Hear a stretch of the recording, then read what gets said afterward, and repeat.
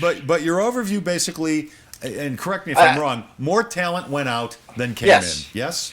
And you know what? They're still a good team, guys. I mean, I'm not saying that the Broncos are going 5-11 last year, but when you look at the ledger and you say who'd they gain, who did they lose, they didn't gain much. I mean, I like Owen Daniels as a player, but he's not Julius Thomas. And unless you somehow think that all of these guys they let go, to Terrence Knightons of the world and Julius Thomas or whatnot, if all these guys were locker room problems and you're going to gain some intangibles by getting rid of them, I find that hard to believe. I'm just saying the Broncos lost a lot of talent. Now, they still have a good roster, but this wasn't a good free agency for them. But you know what? It also kind of came with the territory because at some point, John Elway just couldn't keep spending money like he did last year. It had to slow down at some point. Frank, this is Woody. I totally agree with you. Yeah. We didn't even mention Jacob Tammy. And when you talked about locker room problems, none of these guys were locker room problems. No. I wasn't trying to say that, by the way. I was just saying, I'm just trying to come up with any reason why you can say this was a good offseason. That's why I'm saying that I'm just making a declaration. They weren't like, and I didn't believe that's what you were saying, but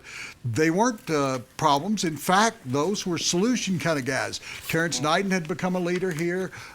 Julius Thomas wasn't any kind of leader, but Wes Welker, Jacob Tammy, Raheem Moore had become he was a good locker room guy.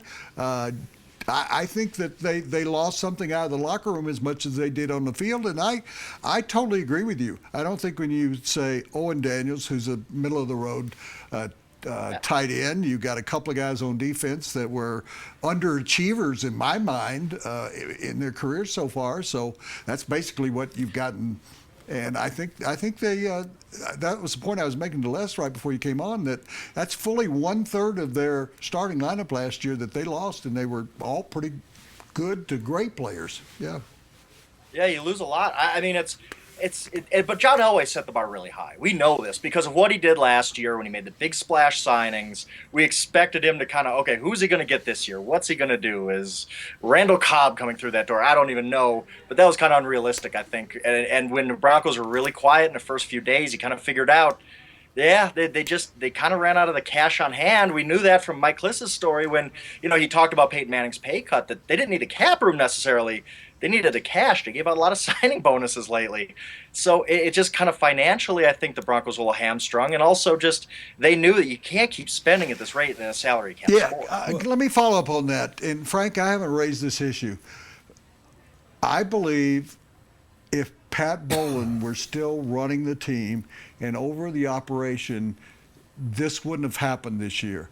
I believe that there are more controls on the spending of the Broncos than we saw, and you were here.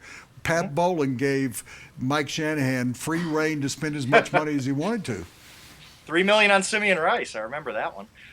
You're right. I do agree with you. I think that, Bowlen is the ultimate, and especially with his relationship with John, which you know as well as anybody. If John wanted something, he would have said, okay, I trust you, John. I do think that there is a little bit more restraint. I don't think that's necessarily wrong, by the way. I mean, again, it's a salary cap sport. We're seeing the Saints have a lot of problems. We saw the Cowboys have a little bit of problems with their salary cap. You can't just keep spending and spending and spending. The bill comes due someday.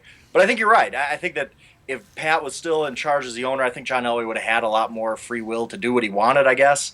Maybe he got reined in a little bit, but again, I don't know that that's necessarily a bad thing long term. Well, and I don't know that I necessarily agree with either one of you on that, because the last 2 or 3 years, Pat Bowlen really hasn't had much of a say in what's been going on. He has not been healthy enough, and John Elway has spent a lot of money. I just think it's what you say here, Frank, that John Elway has spent so much money in the last few years, the spending had to stop at some point. It is a roster loaded with talent because he went out and bought talent, and this is one of those years where he just didn't have the money to do that anymore. Now he's just filling holes. Yeah, and we got to keep in perspective. They still have T.J. Ward. They still have DeMarcus Ware. They still have this great haul from last year. They still have 10 guys who made the Pro Bowl last year, Frank. 10 guys who made the Pro Bowl last year are still on this roster.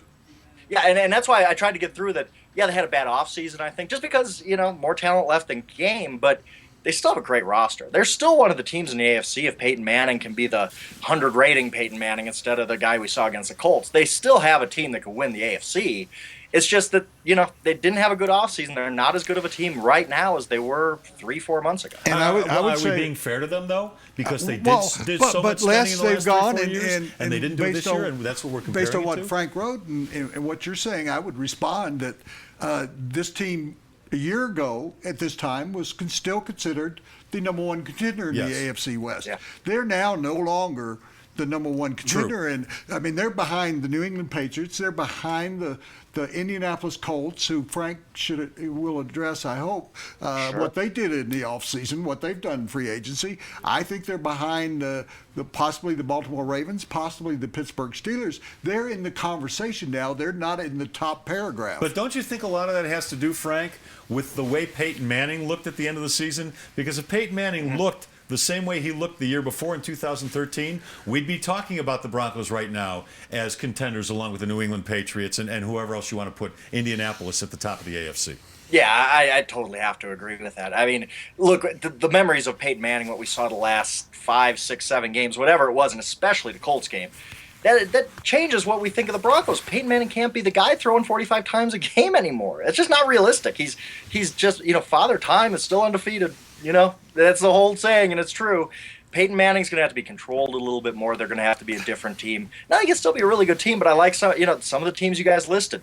The Steelers, I love the Steelers. The Colts look really, really good. I think they had a great offseason. So you're right. The Broncos are no longer, hey, it's the Broncos, Patriots, and everybody else. It's right now it's the Patriots and everybody else. And maybe it's just everybody else with the Patriots losing sometimes.